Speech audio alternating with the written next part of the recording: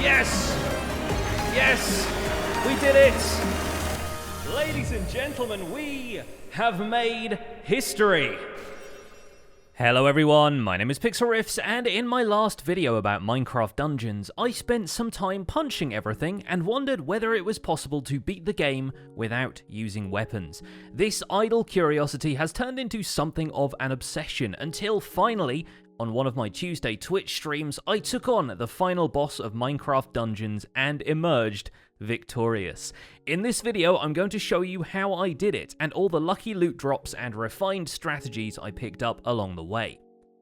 To refresh your memory about this challenge, in the previous video I outlined some rules. The basic challenge is to beat the game without using melee or ranged weapons, except for the 2 occasions on which you have to use a bow to progress through the tutorial level. It's possible to skip the tutorial, but then you don't get the fishing rod artifact right away, which is kind of vital for early game strategy. Anyway, I also decided to avoid magic artifacts which could be used as weapons, like the corrupted beacon or the harvester, and enchantments like electrified and fire trail which weaponize your dodge roll. The only things I could use were armor and armor enchantments, artifacts which have a physical effect, consumables like potions, food or TNT, and pets, although I later decided I didn't want to use pets at all if I could possibly avoid it. The previous video also explains how I beat Creeper Woods and Pumpkin Pastures using only the early game armor, artifacts, and my fists, so go check out that video if you want some background about this challenge.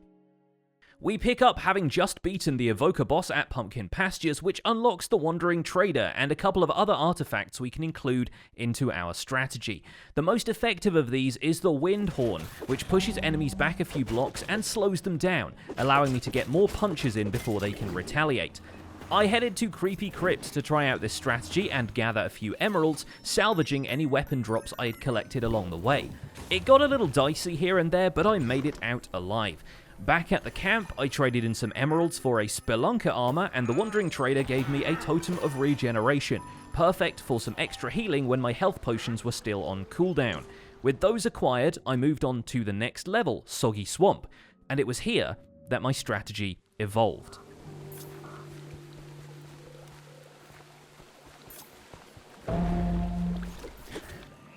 Making my way through Soggy Swamp was a mix of the same techniques I'd already tried and tested, using the Surprise Gift armor enchantment to spawn potions where I could, using the Deathcap mushroom to increase my attack speed, Boots of Swiftness to run away effectively, and more recently the Windhorn to push enemies back and give myself some room. The Windhorn also allowed me to push enemies off ledges into the water where they'd just die automatically, sparing me the trouble of punching everything on the map, even if they didn't drop any XP for that. So everything continued as normal until I reached the tunnel section, where the game immediately threw an Enderman at me. Thankfully, the teleporting shenanigans of the Enderman, combined with Windhorn slowing him down, gave me enough room to throw down a regen totem and heal up between his attacks. Eventually, enough punches connected, and the Enderman was defeated, yielding perhaps the luckiest drop I've ever received, an Ember Robe. This unique armor improved my movement speed and artifact cooldown, and came with 2 enchantments which allowed me to keep Surprise Gift and further decrease artifact cooldown, and perhaps most importantly, could deal burning damage to enemies within melee range. Now, on top of punching enemies, I was also chipping away at their health with this burning aura, and if I took a Shadow Brew, I could damage them without them even knowing I was there. The biggest test of this strategy came at the end of the level, where I had to take on the Corrupted Cauldron boss. There is a lot going on in this fight. It's one of the harder boss battles if you don't have the right setup or strategy, but luckily there are a couple of spots in the boss arena you can hide behind to recover. So that's what I did. Hide behind the house, generate some potions with Surprise Gift, run in and deal some damage, then run back behind the house and heal up. Anytime I could get a Shadow Brew and a Strength Potion together, I could chip off a decent amount of its health. In total, the fight took about 20 minutes, and towards the end I tried calling the wolf pet in to distract the purple slimes the cauldron spawns, which might also have done some extra damage to the boss itself. It was painful to salvage the unique daggers that the cauldron dropped, but I wasn't going to use them anyway. The Ember Robe was now a huge part of the strategy as I took on Cacti Canyon. The cooldown bonuses let me use my artifacts much faster, and the Burning Aura made it much easier to take out crowds of enemies. I even started targeting the more powerful enemies in a group, assuming that the basic zombies or Vindicators would just burn themselves out in the background. Cacti Canyon has a couple of ambushes and checkpoint fights, but no real boss to speak of, so I just made my way through the level methodically, clearing out enemies as I went, and running from anything that looked too chaotic. After a couple of tough encounters, I made it to the end of the stage and unlocked the Desert Temple. Ah, you found the ancient Desert Temple. Next came Redstone Mine, which I was dreading because of two major factors: the spawners that can be found throughout the level, and the Redstone Golem boss at the end. I had also forgotten that you encounter an Evoker at one point. Thankfully, there aren't too many objectives that hold you up in this level. Like Creeper Woods, you've mainly got to rescue villagers, which I could sprint around the room and do quickly, even if the Vindicators did occasionally catch up to me. At last, I stood in front of the Redstone Golem, and while this fight was tough, it was made much easier by the Windhorn artifact. Slowing the Golem down was essential to keeping a safe distance, reacting to its attacks, and allowing myself time to heal. It took me out just once, and by that point its health bar was low enough that I could respawn and finish the job.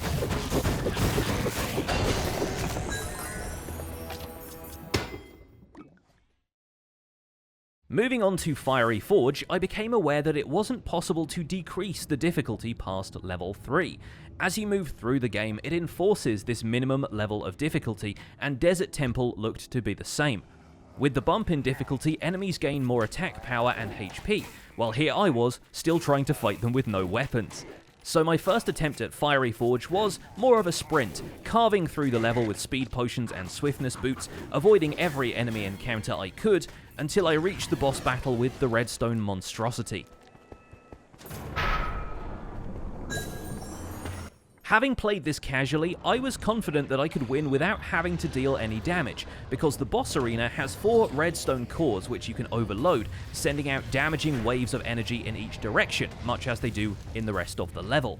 The collision with the boss is kind of inconsistent, sometimes it works better than others, but if you just run around and activate the cores whenever they reset, you can do some serious damage to the boss very quickly, and with a bit of patience, that was enough to take down the monstrosity. Where Soggy Swamp had taken close to an hour, Fiery Forge took 12 minutes. My biggest challenge was yet to come, because the Desert Temple is more of a maze, filled with redstone traps, mini-boss encounters with Endermen, and ambushes which force you to fight undead summoners.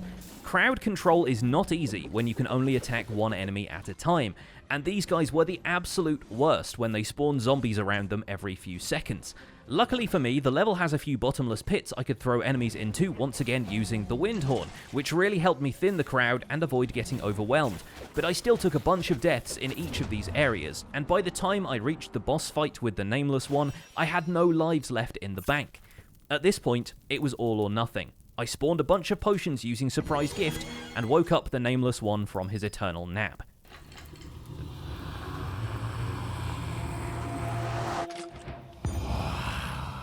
This was the longest fight of the whole challenge, for a couple of reasons. First, there was no fast way to take out the skeleton guards he spawns each time. The arena is large enough that I could drag them into a corner behind a pillar without the Nameless One trying to attack me, but I was still spending a couple of minutes taking out the skeletons, then spawning potions again so I could sneak up with a Shadow Brew and deal some damage to the Nameless One itself. Then once the Shadow Brew wore off, Nameless One teleports everywhere, shoots powerful projectiles at you, and has a ton of health, so it was a very time-consuming process to do any meaningful damage. Beating the Desert Temple level took 2 hours, and basically the last hour and 20 minutes of that was the boss fight. But as with all of the other bosses, my strategy and patience paid off, and the Nameless One was sent back to his grave.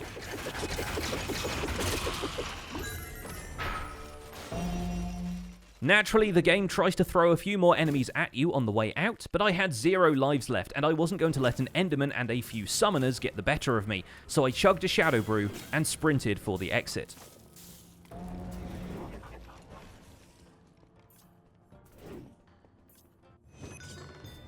At long last, the Arch-Illager's castle was in sight. As we queued up high block halls, I noticed another bump in difficulty. This level can't be played below difficulty 4, and it was beginning to show in the health of enemies, the sheer numbers that would spawn during an ambush, and how often I would find myself retreating from Vindicators and Royal Guards. There are checkpoint fights and key mob doors, so it wasn't possible to sprint through the level, and I had no idea how I'd fare when I reached the throne room. Eventually, my first attempt at high block halls was ended at the hands of a team of vindictive chefs. But even after all this adversity, I believed it could be done. The level had a few pits in it which, with time and patience, I could push the more aggressive enemies into using the Windhorn. That would mostly leave the crossbow-wielding pillagers, and a few spots where hand-to-hand combat was unavoidable. And from what I remembered of the throne room from my first casual playthrough, there were pits on either side where I could deal with the Royal Guard. So I decided to livestream my next attempt at high block halls, and the strategy worked. With no weapons, just an Ember Robe, a Deathcap Mushroom, a Windhorn, and a Regen Totem, we blasted our way through the Illager's castle and dispatched wave after wave of Royal Guards into the pit. The last pillager defeated, the door unlocked, and we were free to move on to the final level of the game, Obsidian Pinnacle, where the Arch-Illager awaits us. Yes! Ha ha ha ha! Bare Fist Steve! Triumphant! Once again, Obsidian Pinnacle has a minimum difficulty of 5, meaning the mobs have more health and hit harder than anything we've encountered so far. Added to that, the platforms we're on are quite narrow, so it's easy to get surrounded. The spring-loaded piston pads you use to traverse parts of the level can sometimes launch you into a crowd of heavy-hitting Vindicators. There's one section where you have to stand and fight enemies before the gate will lower and let you pass. And through all of this, I'm using armor which only gives me 20 extra health. Luckily, there are sections of these platforms where we can once again use the Windhorn to blast the mobs off the side and into the void. In some areas, it's possible for Steve to run around the walls onto these logs at the sides, preventing enemies from chasing you or luring them into a Windhorn trap. The first attempt didn't go well, but I was convinced it was just a matter of patience and strategy, and we could make it to the final boss. On another live stream, because at this point it was way more fun doing this with an audience, I made a second attempt at Obsidian Pinnacle. We passed the checkpoint fight, rushed through the indoor section, dodged around every redstone golem we could find, and punched our way up the stairs until we finally stood at the threshold of the final boss fight. Oh my god, we're here. We're actually here. This is it. This is it. I think we're probably not going to beat it. If I'm honest, I don't think we're going to beat it. I don't know if the Windhorn is going to do anything to the Illager. Obviously, like, his second form is going to be horrendously powerful and does damage to you when you are close up. And I don't think I'm going to be able to avoid that, and I'm probably going to die very quickly. I was right. The Arch-Illager boss fight started, and I was immediately outmatched. Too many extra mobs were spawning, the Arch-Illager teleports everywhere, and his projectile attacks were too powerful. Even the totem of shielding I had brought with me couldn't hold back the onslaught. We delivered a couple of swift punches, but Bare Fist Steve was outnumbered and outmuscled. They can kill me. Oh, we got so close, chat. But I honestly didn't think we were going to get very far in that last fight. Ladies and gentlemen, we made it this far. Bare Fist Steve can retire a happy man. Or... or... in theory, We can play through more levels, we can level up the character, we can get a better armor, we can do some other kind of armor that has better abilities, we can get higher level artifacts that will shield me for longer, a wind horn that pushes enemies away more, and we could try it again. Despite having my butt handed to me, there was still hope. I'd seen people with higher level characters who had HP in the thousands. If I could level up and get hold of some better armor, I might be able to withstand the enemy attacks long enough to deal some damage, at least to get to the second stage of that boss and see what we were truly up against. So I got on my grind. I raided Creepy Crypt over and over again for emeralds, and tried a couple of the other hidden levels in the hopes of getting some better gear.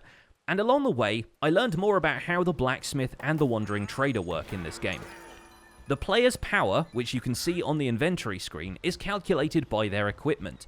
The weapons and armor account for 75% of that power rating, and the artifacts combined account for 25%. So, by immediately salvaging all my weapons, I was preventing my power level from increasing. Crucially, where this matters is when you return to camp, because as far as trading with the blacksmith and the wandering trader goes, your power level is locked into whatever gear you had on you when you return to camp.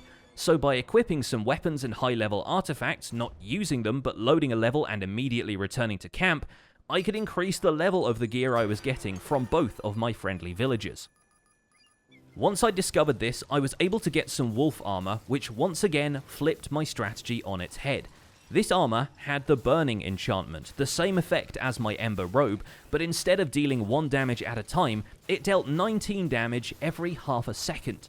It was enough to one-shot zombies on lower difficulties, and as long as the more powerful enemies gathered around me, they would take 38 damage every second they were there.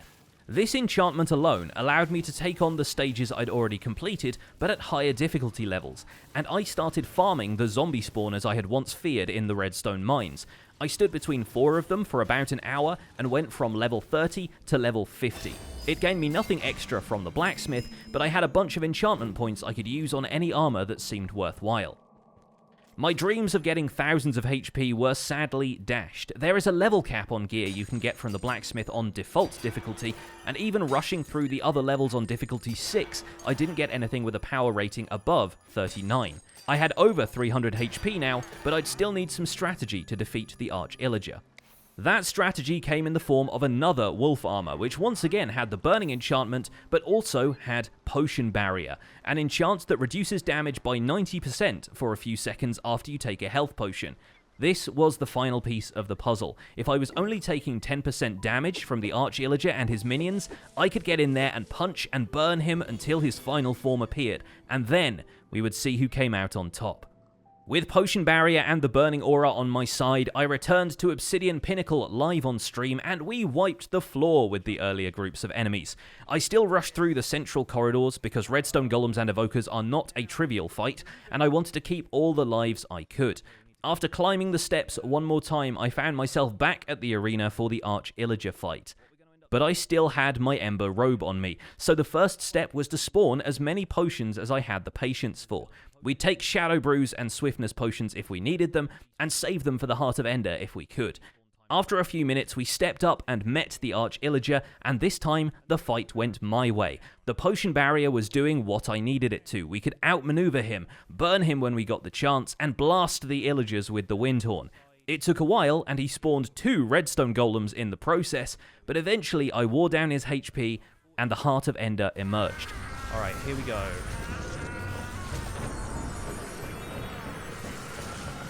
That removes the bounce pads from the equation, and now we have to deal with Heart of Ender. I could shield myself from his attacks, and the Windhorn did slow him down, but the redstone golem made it difficult to stay protected, and the fight got out of my control a couple of times. Luckily, I had one last cheesy trick up my sleeve. Respawning after a death would place me back on the platform before the arena, giving players the chance to catch their breath before returning to the fight. And if I used Surprise Gift to spawn a Shadow Brew potion, I could sneak up and burn the boss for a few seconds before it realized I was there. Then, by rolling off the arena platform, I could respawn back at the safe spot without losing one of my precious lives. So, slowly but surely, we stealth attacked the Heart of Ender, until finally, with the redstone golem still standing guard, Barefist Steve delivered the final blow. But I think we're going to do this.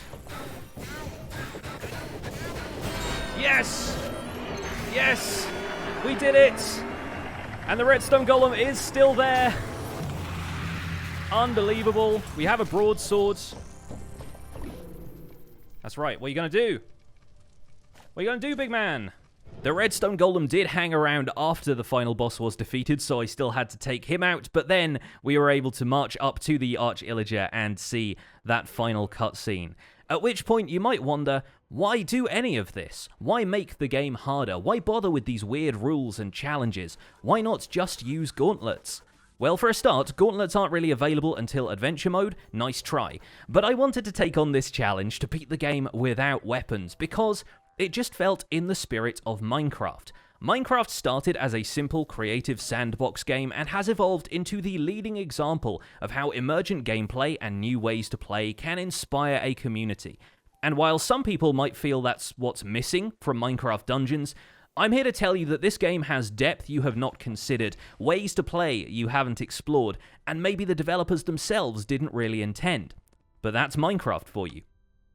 Will Barefist Steve continue his journey? Absolutely. I've already made some headway into Adventure Mode and unlocked the gauntlets, and if I need them to punch my way to victory in the harder difficulty levels, so be it. I think we've earned it. Thank you so much for watching this video, and thank you for believing in the way of Barefist Steve. My name has been Pixlriffs. Don't forget to leave a like while you're still here, subscribe if you want to see more, and I'll see you guys soon. Take care. Bye for now.